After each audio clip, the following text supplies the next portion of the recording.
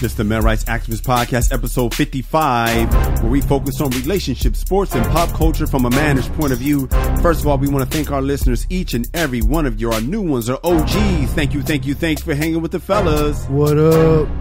On today's show, we get into a deep discussion about Jay-Z and the NFL with Colin Kaepernick that you just have to hear. I don't know about this one, Jay. And Kamal and I geek out about Andre the Giant and his documentary. This is every lady's dream topic.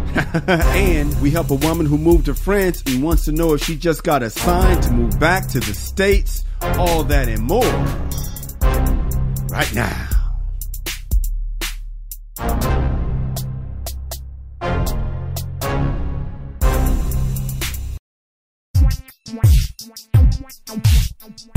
This is MRA Podcast with Kyle and Kamal. I am Kyle. I am Kamal. We're saving relationships one listener at a time. We got some feedback, homie. Do we now? Yeah, it says, this one's from Anonymous. This person says, I just wanted to share with you two that even though you make me cringe at times, your show does have its benefits. Even as an older woman, sometimes you'll say things that make me say, oh, that's why I got in trouble. Or, oh, that's what they are thinking. I see this guy from time to time, nothing serious. He was supposed to call me back last week. He forgot. So he finally texted me and I was going to put something crass in my response. I was going to light him up. But because of you guys, I didn't.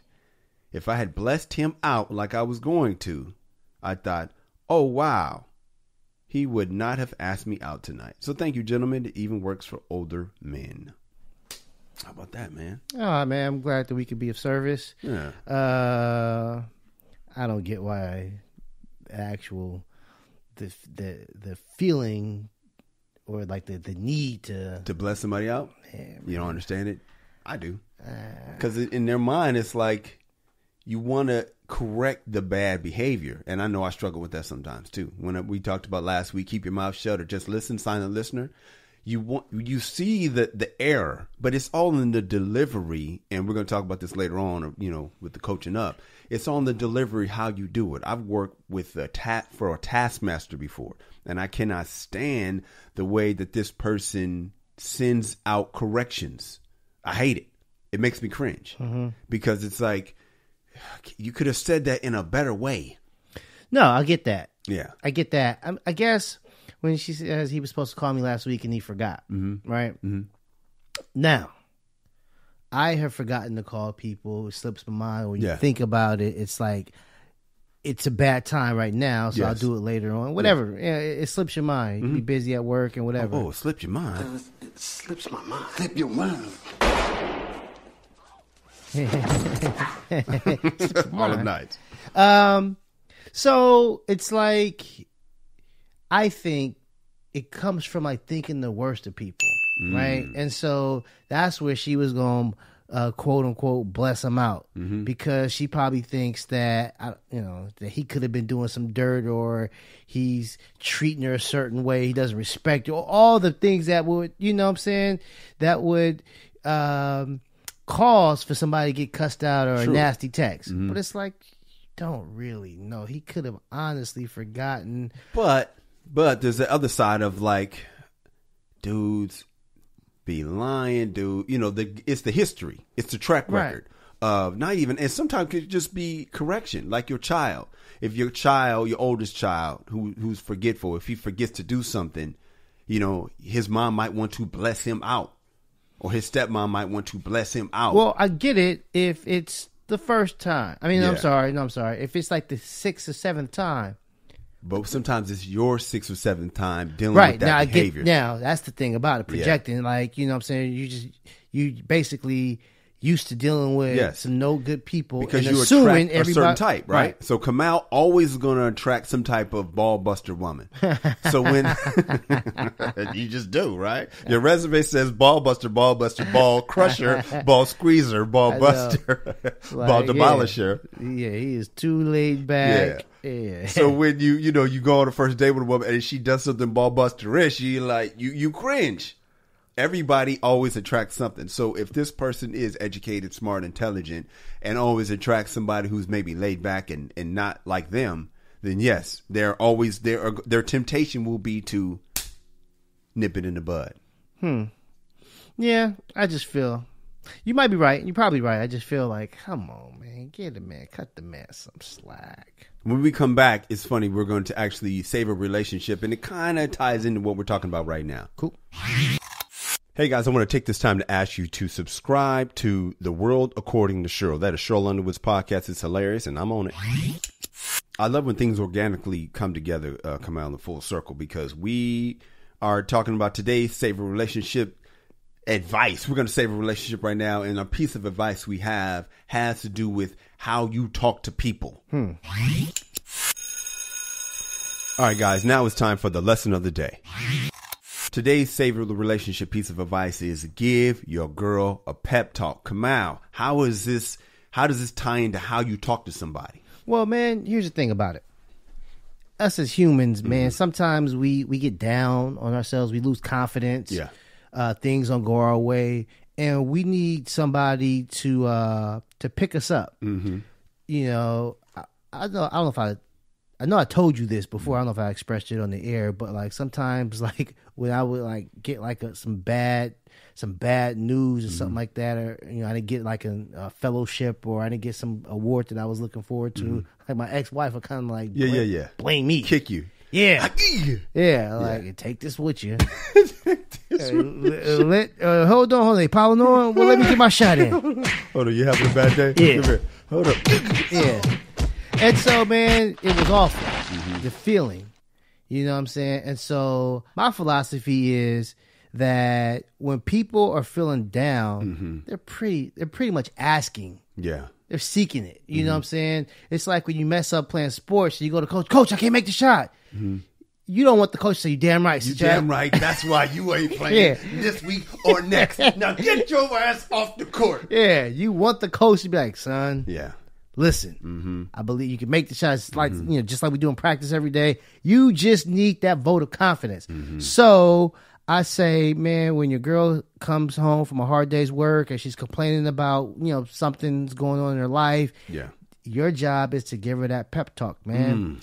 Don't just glaze over the pep talk, dog. That's huge. Yeah, that's huge. Because here's the thing about it, man. Everybody has strengths and gifts and stuff like that. Remind them of the things that you saw in them when y'all first linked up. You know what I'm saying? Things that, you know what I'm saying, sometimes we take for granted. You know, special skills, personality traits, you know, whatever. Remind her that she is the same bad person who you hooked up with, and you know, that's probably all she needs to hear. And she's ready to go back out there and kick some ass. And you always want a happy mate, man. That's gospel, dog, because the problem is we, as men, sometimes we can be very demanding because we're demanding on ourselves. Yeah. And you just have to be careful when you're dealing with your lady or your children. And sorry to be condescending to put them together, but you're kind of the manager of both, right? So just be very careful with the words you say, just like we told the lady on the previous segment of don't bless them out. Take the time. And she didn't. Yeah. And it worked out for her. And we can use the same pep talk for ourselves. Give the pep talk, lift up, don't cut down. When we come back, I finally watched the Andre the Giant special that you told me about years ago. How many years ago was that? Maybe just one. Oh, okay. Well, I finally watched it. We got to talk about it right now. It's the MRA Podcast. Can I have your attention, please? We are trying to start a movement. You heard that right. We're starting a movement. We're doing something different here at the MRA Podcast. We vibing with y'all. You know what I'm saying, fellas? You know what I'm saying, ladies? It ain't just fellas that listen to the show. Matter of fact, it's a majority women, but it's all good. I know you know somebody that fits with what we trying to do over here. So all we need you to do is send it to them. Tell a friend. You know what I'm saying? That somebody know how we get down here at the MRA show. It's really called the podcast, but I just wanted to rhyme no and show. Come out. So I've been watching HBO Hard Knocks because, you know, the Raiders are the subject of Hard Knocks. And watching Hard Knocks at the beginning of it, at least on demand or whatever, it shows you all the HBO sports things that it has. And I saw Andre the Giant raising his arm in victory. And I thought, oh, wow, I can finally watch the Andre the Giant special that Kamal been telling me about. Dog, when I tell you that thing was amazing, homie. Yeah. Dude, I grew up on the WWF growing up. Man, the best part about that, Kamal, was when they went through WrestleMania 3. Because that was the height of my wrestling fandom. WrestleMania 3. Okay. Pontiac Silverdome, 93,000 fans. And when I saw how they set up the Hulk Hogan Andre the Giant rivalry, like how the reason why they set it up is because Andre was huge. Like, I didn't realize why Andre wasn't the champion. As they said, he couldn't be the champion because then nobody could beat him. Yeah. So it was like they couldn't make him the champion. And that, man, that's deep when you think about it. Like, he might have been upset. Well, he acted like he wasn't. But it's like, wow, man, you're actually too dope to be the champion. Right. You're not vulnerable enough. Right. So when Hulk Hogan was on his way up, and then another thing was I didn't realize was just like Michael Jordan, just like Michael Jackson, they came at the perfect timing of media. Like Michael Jackson came at the perfect time of MTV. And MTV took Michael Jackson out of the stratosphere. Right. Hulk Hogan came at the perfect time of WWF being the biggest game in town. Well, also MTV. And MTV. Yeah. Right, MTV, because they did something with Cyndi Lauper. Remember that? With the girls just won. Captain Lou Albano. Yeah, he was her bodyguard for like the Grammys. He showed up at the Grammys. Yeah. I don't think I've ever heard of Hulk Hogan prior to that. Me neither, man. You know? And so it was like when you saw, and then I didn't know that like Hulk Hogan wrote out the match exactly how he wanted it to go, but he didn't know if Andre was going to go with it. Right. And I'm sitting at the edge of my seat watching this thing, man, because we talked about your list, right? And for those who, I think it was episode 51, something like that. The list of the ingredients for Kamal Abdul-Jabbar. Let me get a drum roll. We got Hal Roach and Mel Brooks, Edward Reagan Murphy, and Chuck D. Is that everybody? Yeah. All right, that's Kamal's. Mine was Michael Jackson, Michael Jordan, Michael Tyson, and then a combination of Eddie Murphy, Chris Rock, Patrice O'Neal. That fifth and final piece, what I realized watching that thing, is Terry Bollea.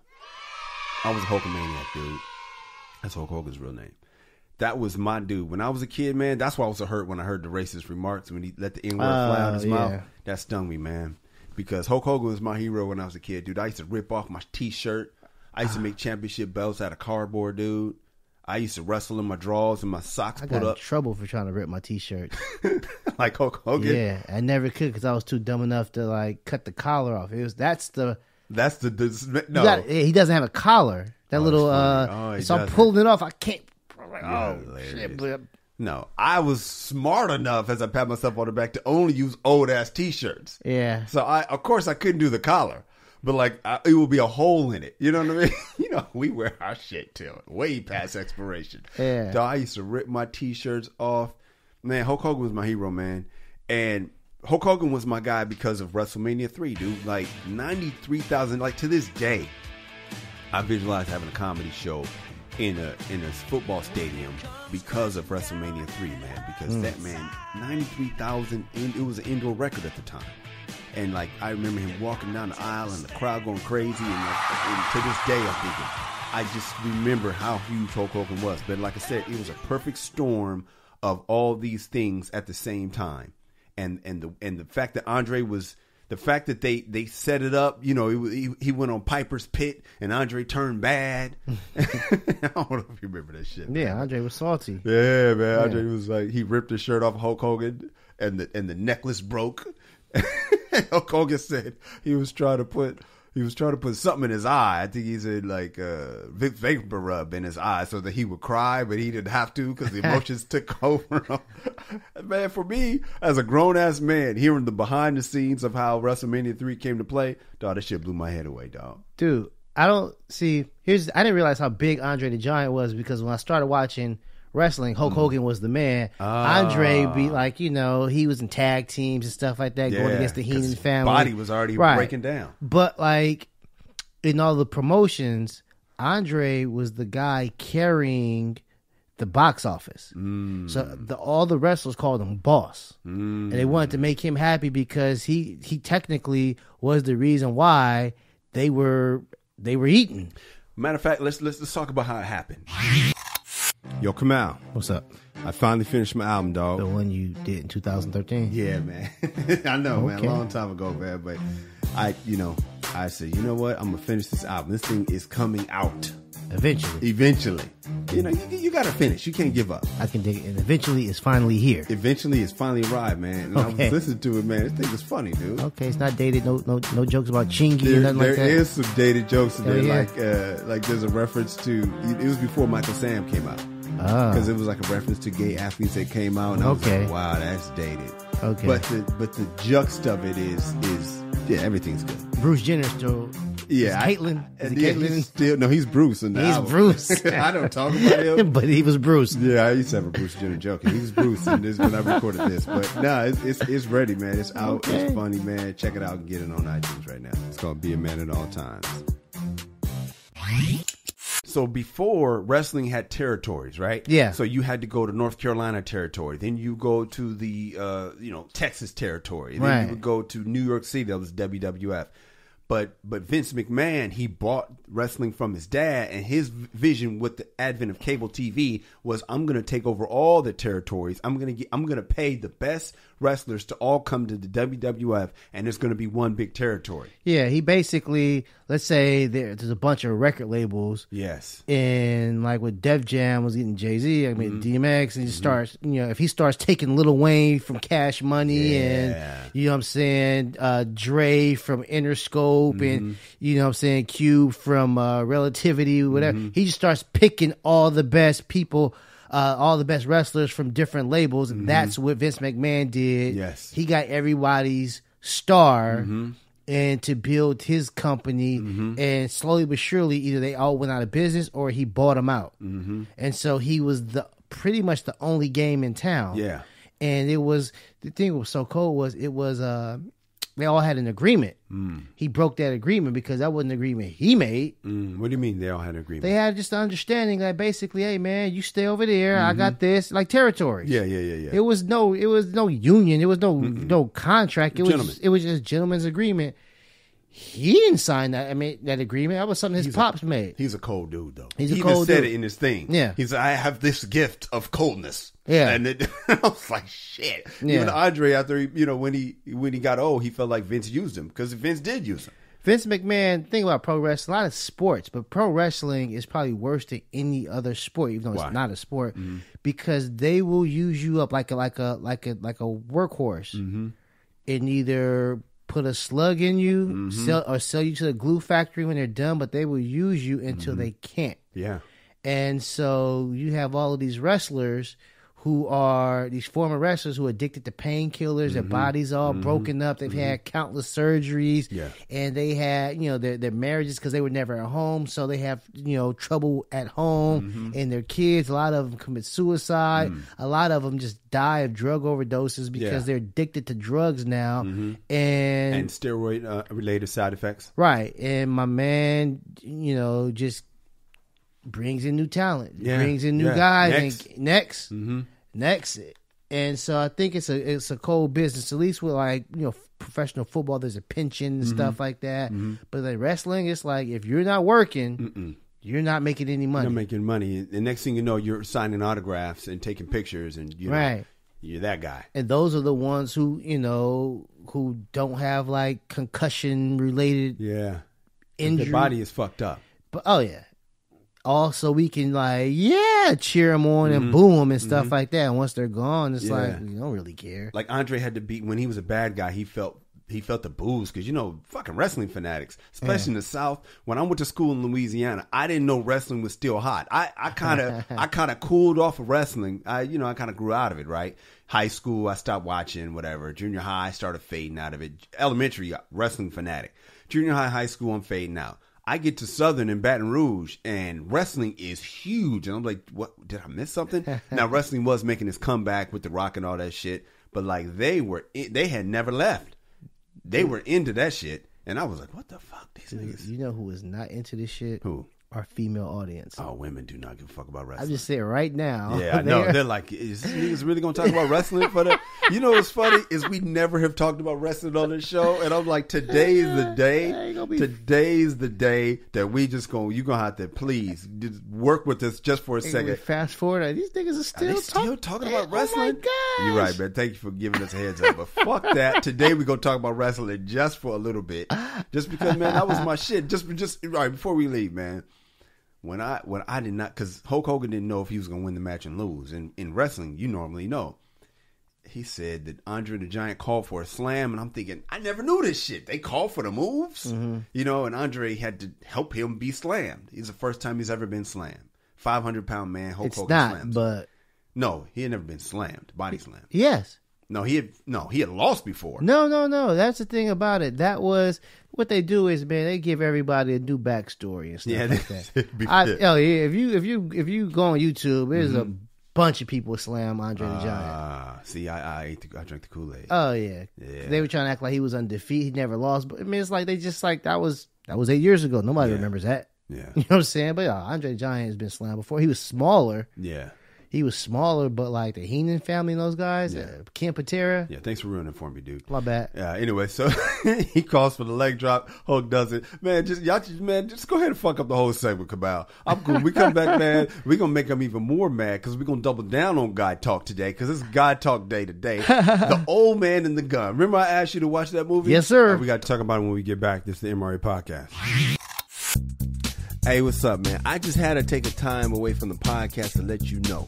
If you want an MRA hat, you can get you one. You know why?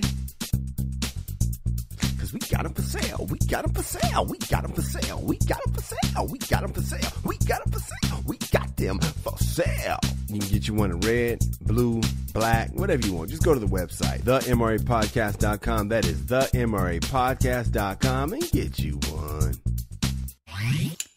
Sometimes I watch a movie that I don't know nothing about. I think I started doing that when SAG was sending the screeners. Oh, yeah. And I would just hate doing that. Nah, yeah. Yeah, I love it. It's got to be a genre I like some crime or something like that. But. So I do like crime, and I do like Robert Redford. And I saw Old Man and Gun. I'm like, all right, let's see what this dude. This feels like a dude movie, right? Okay. It's Robert Redford. It's who's the brother from Color Purple? Danny Glover. Danny Glover. It's his crew, and they old men and they bank robbers. So I'm like, all right, bank robbers. Let's check it out. Man, I love that movie. And I hit you up like, dog, you got to watch Old Man. Did you like it or you wasn't really feeling it? Yeah, you didn't like it. Yeah, it was a little slow for me. Okay, well, I guess I was in the vibe of it, man. But here's what I learned from it, man. This dude, he loved robbing banks. And he met a young lady. And, of course, you know, they start a relationship. And he lets her know, I'm a bank robber. And what made me feel so good about it, man, is he did not let her change him.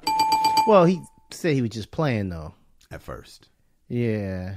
But even the part where he got out of jail, he goes to her house. Right. And she found out.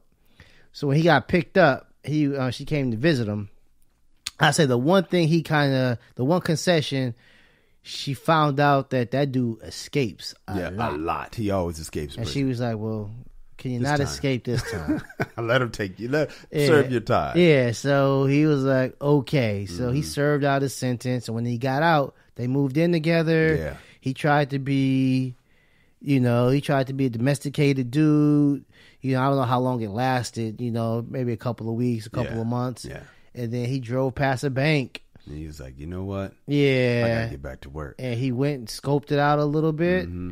And, it was kind of like Catch Me If You Can because he had this guy who was trying to catch him, right? The sub-nurse husband, right? But the thing that was cool about it was he was like, "I'm going out for a little bit. I'll be back." Mm-hmm. But what I took from it was this man, Robert Redford's character, he was who he was. Amen.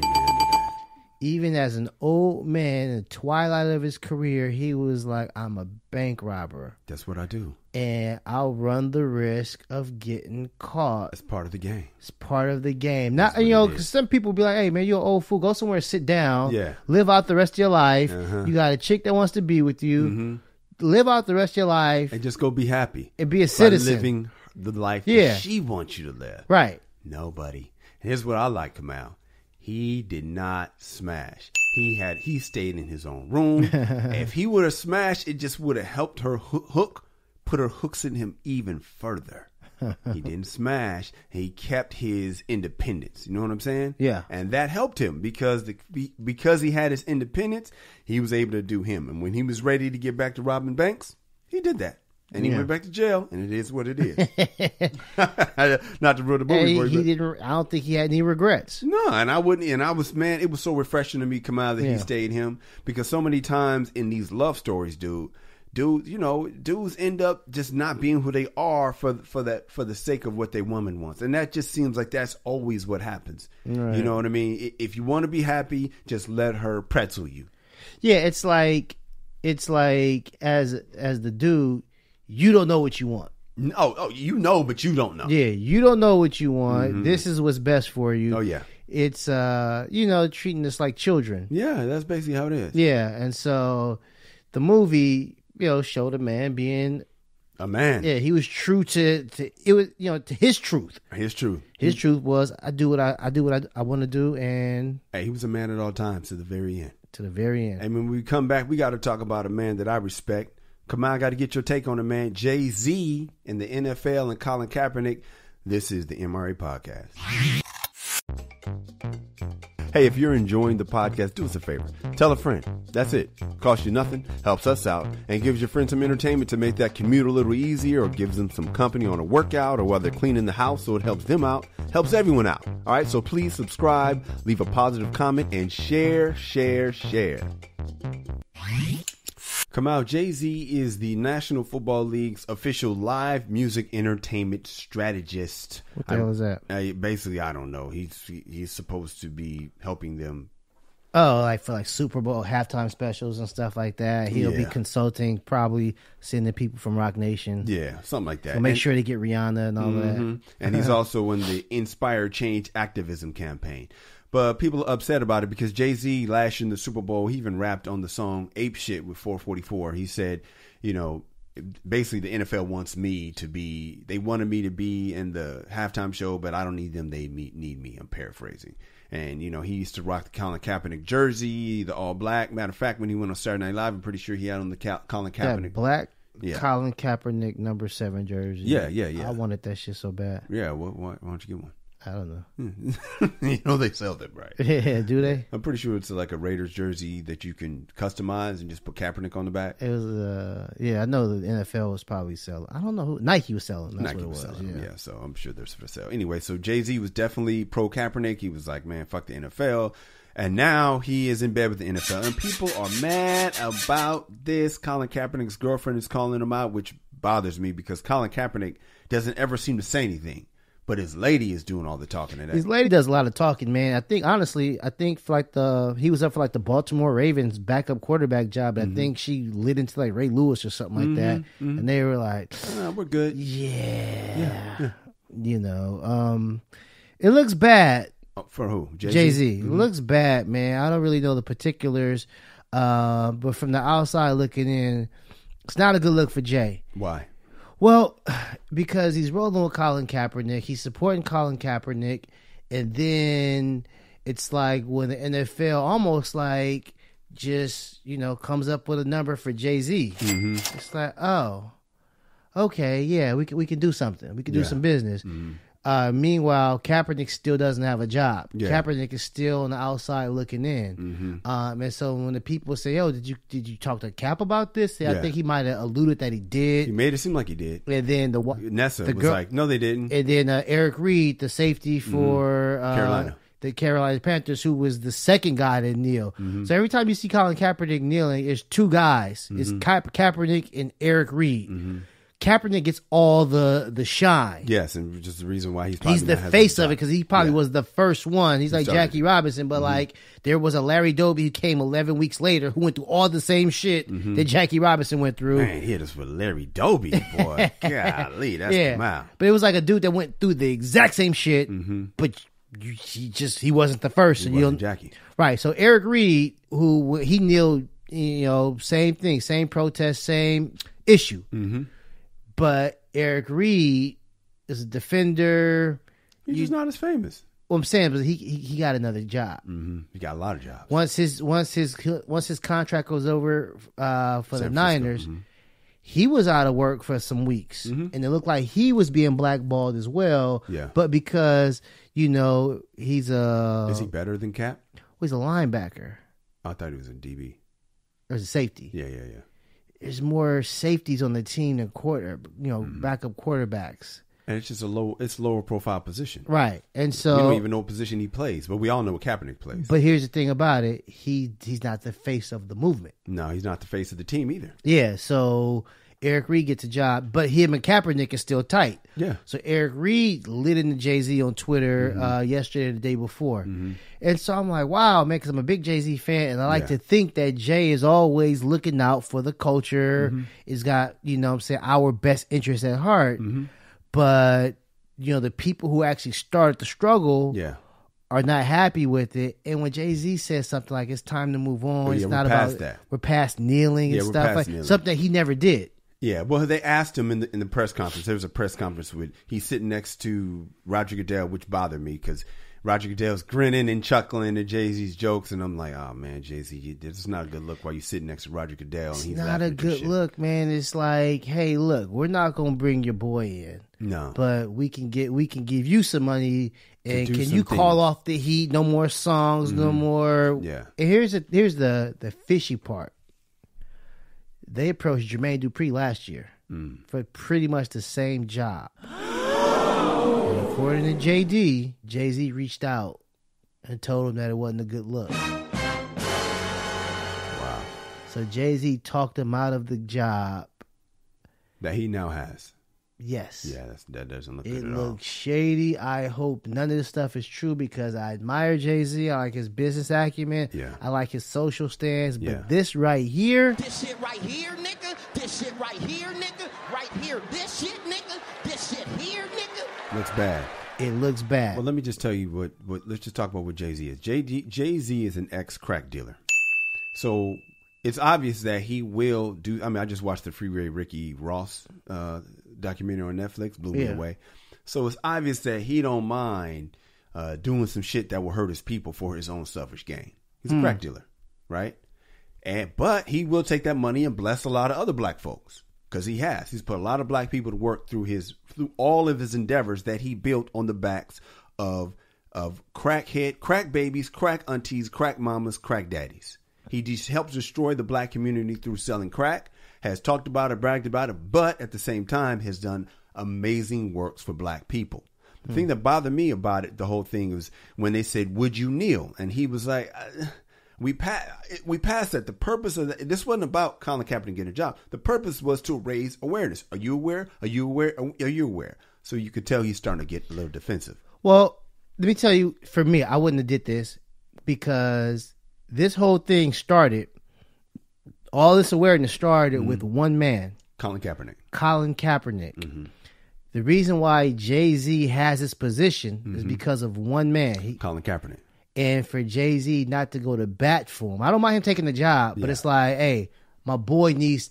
But what if Jay-Z buys a team and then hires Colin Kaepernick? Jay-Z is in no position to buy a team, and he's not going to buy a team no time soon. By the time he hires Colin Kaepernick, he'll be like 36, 3 or 4 years.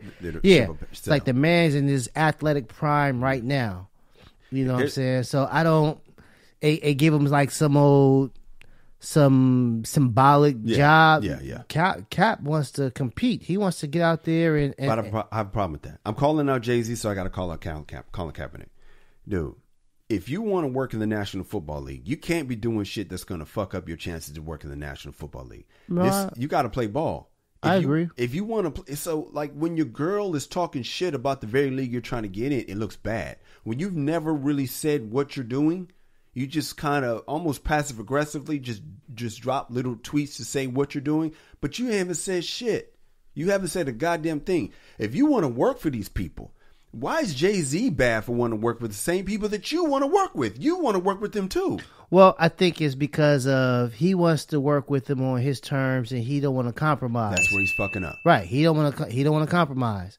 And he feels like all of this discussion right? These discussions, these committees, all of these things. Everyone, like the NFL, trying to do more in the community. It started because of Colin Kaepernick. True. So all of this good work is about to get done, and the catalyst behind it is not going to benefit at all from it. And they're like, well, you should be happy because we're going to enact change. He's like, yeah, but I'm still professional. Yeah, but You he know still what I'm played saying? himself, man. And LZ did a great article in the LA Times where he basically talked about Dr. King had a meeting with Lyndon B. Johnson. Now, Lyndon B. Johnson at the time, niggas wasn't fucking with Lyndon B. Johnson. Lyndon B. Johnson was not for civil rights. But Dr. King goes into Lyndon B. Johnson. He takes a picture with Lyndon B. Johnson. He actually gives him props and helps move things along. Sometimes when you're doing business, Jay-Z said, I'm not a businessman. I'm a business man. And when you're doing, let me handle my business, man. So when you're doing business, sometimes it's like when we're talking to the ladies, man. Sometimes we got to do some shit we don't want to do to get to where we want to go. And it feels like Colin Kaepernick is not willing to wiggle at all from his shit. And that's why he's sitting his ass at home. Well, right yeah, now. like the Chappelle Show thing where keeping it real goes. It goes wrong. Keeping it too real. He's keeping it too real. He's very, very principled. On one hand, I can admire that. On one hand. Yeah. But the thing, and here's the thing about I admire it. But understand that, like you said, it comes with consequences. Nigga, you still want to be in the National Football League. Right. If he was my son, I'd be like, dog, do you want to play in the league or not? Do you want to play in the league or not? Well, if the answer is yes, you got to play ball. Just like you want to be with that girl or not. If you want to be with that girl, you got to play a little bit of ball. Just that's why you're married right now, Kamal. You want to be with your girl, you have to play ball. Right. And here's the thing about it. I think that the damage is done for Kaepernick because of the fans. So many times on these message boards, these comment sections, whoever signs them, their fan base is like, that's the last I'm supporting that team. Yeah. Like, so the owners who probably wouldn't mind having Kaepernick because they act like he can't play because he can play and he's an upgrade over a lot of these back. Of course, they getting cats out of retirement. Yeah. That's what bothered me when President Trump was like, if he can play, if he's good enough, nigga, don't play me like that. But it's like they don't want to deal with the backlash that he created. My thing is this, Kamal. I'm all about, black social justice and all that stuff. But my thing is this, dude. Rosa Parks, when she protested against the bus, she protested a thing that affected the bus. Colin Kaepernick beef was with the police. He does a protest that affects the money of his job at the National Football League. You got to pick a protest that fucks the police because that's what you're saying, fuck the police. You're saying fuck the police and the National Football League, and that's costing the National Football League money. You can't cost your job money and expect them to hire you. It is costing them money. You can, if you want to say fuck the police, find a thing that fucks the police, not the National Football League. Well, you can't really fuck the police. There's ways you got to be creative because that's a public job, right? True. And so the buses, it's like, man, it takes money. Yeah. People pay. So if we don't get anybody to pay, they're out of money. Yeah. The police, the citizens don't pay the police. It's through taxes and stuff like that. So the only thing he can do is not pay taxes, which is a crime. Or all I'm saying is there's a way you can actually hit the people you're trying to hit. The thing he did is hit the employer that he's trying to work for. Well, yeah, that's he's unintentional consequence because his thing was which here's the thing about it, man. I'm about to keep it extra 100. Keep it 100, come out. Most black people I know, I'm not gonna say most black people in the world or in the country, most black people I know are not that patriotic. Okay. We appreciate being American and stuff like that, but we not on the 4th of July out there. No, we celebrating because we celebrate. We celebrate because we're not draped in stars. Yeah, we're not up there like up there saluting the flag and stuff like that. Because we remember what has been done to us. Because our history in this country is vastly different than white people. Absolutely. Just so when my white friends are so patriotic, they love the 4th of July, and I always feel like, man, I've never felt that. Right, I've never felt that. I wasn't taught that. My father didn't feel, because my father and my uncle, I was talking to my uncle yesterday, he said he's never been patriotic because he grew up in Jim Crow, Texas. Dude, 2 times I felt patriotic. 9/11 was the first time I ever felt patriotic in my life, and when President Obama was elected. That was the first 2 times I ever felt like, you goddamn right, God bless the USA. Other than that, I've always been like, man, this country don't fuck probably with me. the Obama thing. Not even 9/11 for me, man. Yeah. I wasn't blaming America. I was, scared and just like everybody else.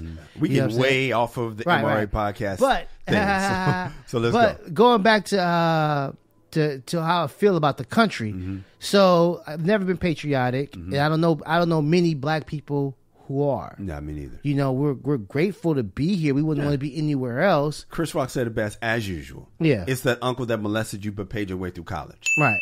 Thanks, but nigga, come on. Can we talk about that other shit? Right. And so for us, that's why Kaepernick, as far in the black community, is the man. Yeah. And a lot of the white people who feel, the football fans feel he should be grateful, he should be support the flag. Which is ridiculous. Right, because their experience in this country. Yeah. To ask black people to be patriotic is the most hilarious thing I've ever heard of in my life. Like, stand up to this. Like, dude, you're asking us, especially like from recent shit. The U.S. government recently sold crack in the black community to help decimate, to help pay for their shit. Like, to ask us to be like, this government has been fucking us for a long time. Dude, less than 2 years ago, the United States Supreme Court gutted the Civil Rights Act, just saying, we don't need that shit no more.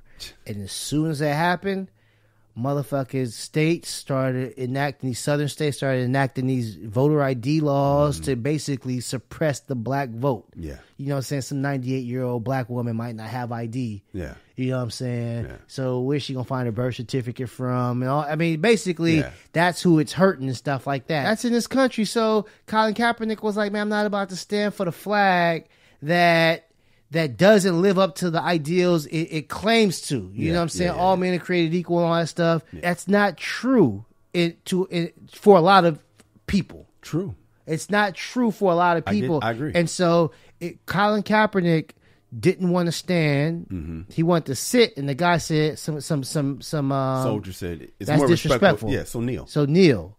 And so they took him kneeling and saying he's disrespecting the flag. But hold up though.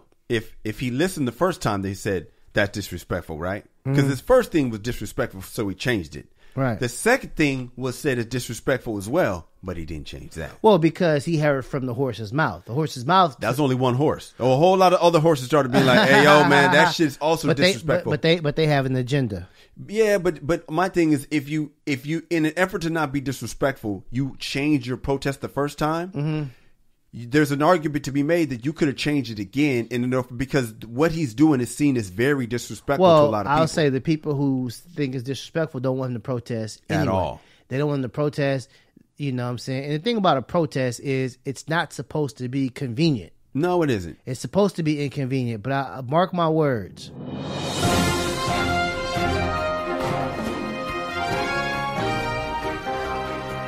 "30, 40, 50 years from now, Colin Kaepernick will be celebrated." Of course. Like Cassius Clay, like, Martin Luther King. They said, man, I wasn't around back then, but in the 60s and late 50s, they hated Martin Luther King. They hated Cassius Clay. They hated Cassius Clay. Muhammad Ali, the way they suck him off today is crazy compared to the way they hated him back in the day. They hated this man. Yeah. And so it's going to be the same thing with Kaepernick. But Kaepernick, in my opinion, he has... It's... I don't want to say this on the air. All right, let me just say it like this. I feel like this nigga acting light skinned because I feel like this is a light skin complex, Cabal. This nigga here, he's overcompensating. Yes, I think he's overcompensating because I think the typical nigga. I mean, Eric is whatever, fine. Nigga, the typical nigga is not going as hard as he is, and I think it has to do with the fact that he feels he was raised with white people in Wisconsin. Black people have this thing about being black enough, man. We have this burden that white people don't have. And so I feel like a part of him loves being celebrated by the black, and he's finally black enough. For the first time, he feels black enough. And I believe that because he has that complex, it is causing him to not adjust like he maybe could or should if he wants the job that he claims he wants. Basically, if his shade was a little darker, he wouldn't feel the need to overcompensate. He would know, like, all right, nigga, you've done enough. Yeah, which is feel like what Jay-Z's saying. All right, nigga, you got the attention. Now let's move forward. But you don't want to move the shit forward. But the thing about it is, honestly, he's not getting any chances to move forward. Well, he is, but I feel like if he's not adjusting, he ain't giving at all. If a man and wife are having a beef and you ain't giving at all, y'all ain't moving forward. I don't know how many people are asking him where he's at. They just assume, because now it's like, well, he's been out of football too long, he can't play. Yeah, but that's bullshit. I know that, but I'm saying no one's even bringing them in. They're not even asking. Yeah, but I think they were probably. I'm guessing they had to ask him back in the day. Hey man, are you gonna kneel or are you gonna stand for the national anthem when we bring you back in? And I'm guessing he said, "Nigga, I'm kneeling." So they say, "Yeah, we can't. We're not doing that. That hurts our money. Can you find another protest?" Nope, this is my protest. Well, then we're not fucking with you. Yeah, but I mean. And my thing is, find another protest, nigga. Do something. Yeah, raise your black fist. Do something else. They would hate that too, right? But it isn't as bad as the kneel. The thing about it is, man, I think that Cap definitely messed himself up. I think that's why I really appreciate the man, because he sacrificed his career. Yeah. Not a couple years, his career. I think his career in the NFL is done. Yeah, it's done. You know what I'm saying? He sacrificed his career for something that he believed in. He went about it harder than I would have went. Yeah, way harder. That was my point about saying he acting light skinned. Yeah, he went harder than I would have gone. It's always the light skinned dudes that are the most militant. Oh yeah, my friend Jason, extra Dog, militant now. My friend Lakeisha, man. Yeah. She does the whatever. She does like this Facebook group, hella militant. It's like it's always the light skinned ones that are the most. We did that to the ourselves. NCAA. I mean, not NCAA. NAACP. Go back and look at them pictures, man, from like the 40s and 50s and stuff like that. Light-skinned motherfuckers. Yeah. She does. We Need Justice. What's my guy's name? Not Colin Powell, but the Thurgood Marshall. Dog, it's always the light skinned motherfuckers to take it to the next. Like my girl Lakeisha does. We Need Justice on Facebook and Twitter, and she be going in. I'm like, God, hey, what the hell, hey, man? It's a guy right now who's like one of the biggest like young civil rights guys. Yeah, Sean King. Mm-hmm. I think that dude is white. He looks like it. No, I think he's white for sure. He looks black. Yeah. But I think he's white. He got a black name for sure. Yeah. Sean King. Yeah. That's quarterback from Tampa Bay Buccaneers. Yeah, not that guy. Yeah. But you get the point. Yeah, man. So I definitely think there's truth to what you're saying, man. Because I think that because of the brown paper bag test and stuff like that, a lot of these colleges wouldn't allow cats of our hue, right? And so the light ones were the ones that got educated and stuff like that. Yeah.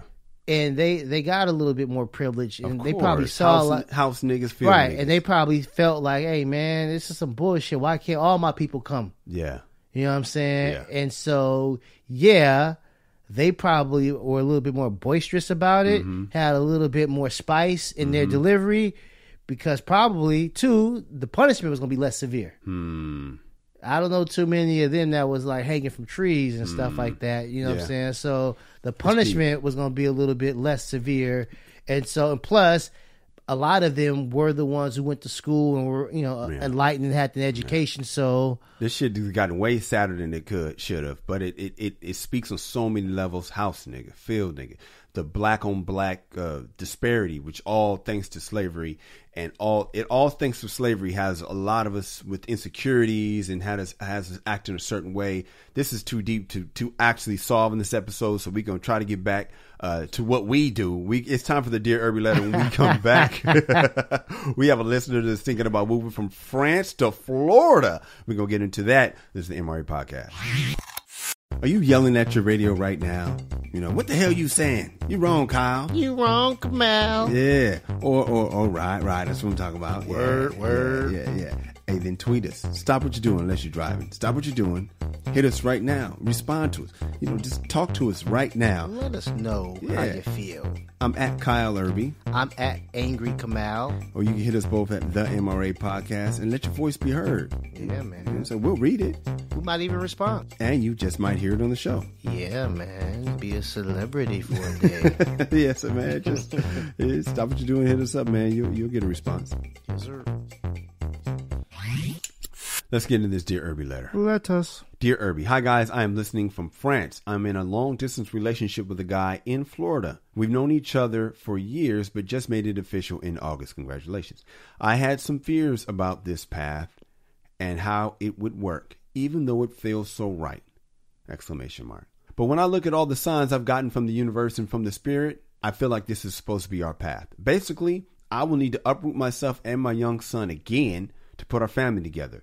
The thought is scary, but I've trusted my spirit guides and randomly heard Proverbs 3:5 on the radio. Hearing the proverb made me Google it, print it, and stick it on my vision board to remind me to trust in the spirit. I'm not a deeply religious person, but the moment I heard Proverbs, I knew the message was for me with this terrifying life change I'll make again. For those heathens out there that don't know what Proverbs 3:5 is, it's trust in the Lord with all thine heart, lean not to your own understanding, in all your ways acknowledge him, he shall direct thy path. Kamal, she randomly heard a scripture on the radio and she saw that as confirmation that she needs to move from France to Florida. What do you think? Oh, she asked, do you guys believe in signs? What do you think? I do not believe in signs. I do not. Obviously, I ignore signs. Nah, man. I think that basically I'm a thinker. Yeah. I think and I listen to that little man inside. So I'm very, very cautious. Yeah, you're very cautious. You stay in your ass in France. Staying my ass in France. I'm staying my ass. I got a son. Yeah. I'm staying my ass in France. But that's me. Yes, come on. I don't listen. I don't read signs, all that stuff, man. I'm more practical. Yeah. So it's amazing that you're even a religious person at all, that you ever became Kamal Abdul-Jabbar, Malik Shabazz, Muhammad. Well, I just added the last 3 words. Yeah. So, Maxine, I understand. Oh, by the way, yeah, because I didn't finish the letter out. Oh. You finished it. She said, do you guys believe in science? What do you think, Maxine in France? So, yeah, that's how he knows her name. Go ahead. Yeah, Maxine, I don't believe in signs. I don't think you should go. Myself. However, doing things my way is the safe way, but it's also gonna have you missing out on a lot of stuff, man. So this can be like, you know, the greatest decision you ever make in your life, moving back to Florida with this man and just ultimate happiness and hit, you know. And so my way, you won't get hurt, but you probably won't be happy. Yeah, you might miss out on ultimate happiness. And when we get back, I'm gonna let you know how I feel. Hey, what's up, y'all? If you like this show, you want to help us offset some of these costs, man, you feeling the need to donate, then do just that. Go to www.patreon.com and make a donation to the MRA Podcast. That is the MRA Podcast with Kyle and Kamal, and you can find us at Patreon. Or you can catch us in the street and just be like, hey, man, I love y'all. I want to bless you with some cash and put some dollars in our pocket. You can do that. Or you can hit us on Venmo. Find our names and just, you know, bless us with dough on Venmo. Or you could pray for us. Do that too. But we prefer cash. Kamal, I have a whole different take from you, man. She basically says, do you guys believe in signs? Yes, I do.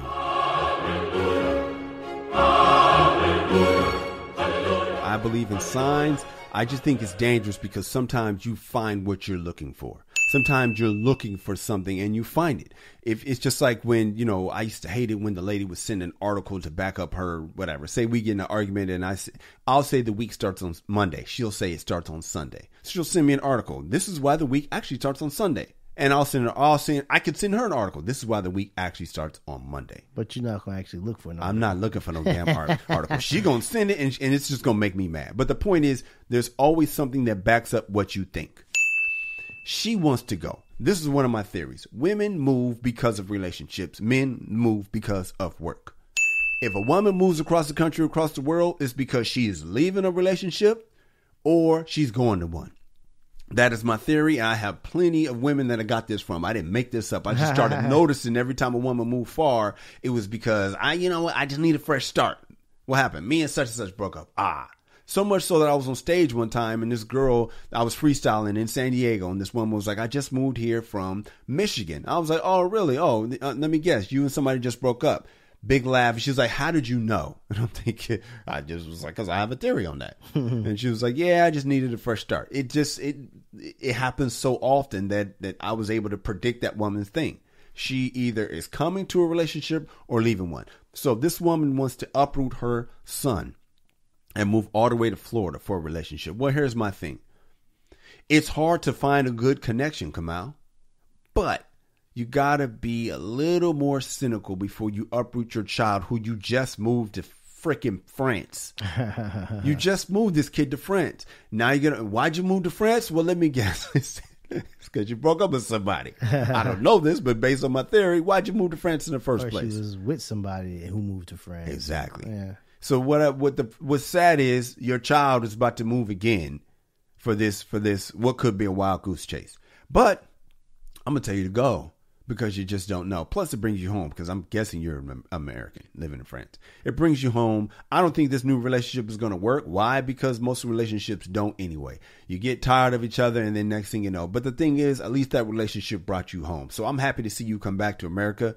I don't have a lot of confidence in this relationship. Why? Just because the only reason why you guys are good right now. Well, let me see. I'm in a long distance relationship with a guy from Florida. Known each other for years. Great. All right. Just made it official in August. All right, cool. So I don't know why they just made it official, but whatever. Had some fears about this path. And I don't know how to work, even though it feels so right. Well, let me just tell you something. When something feels so right, that don't necessarily mean it's right. I've been in a relationship that felt so right, and it turned out to be fool's gold.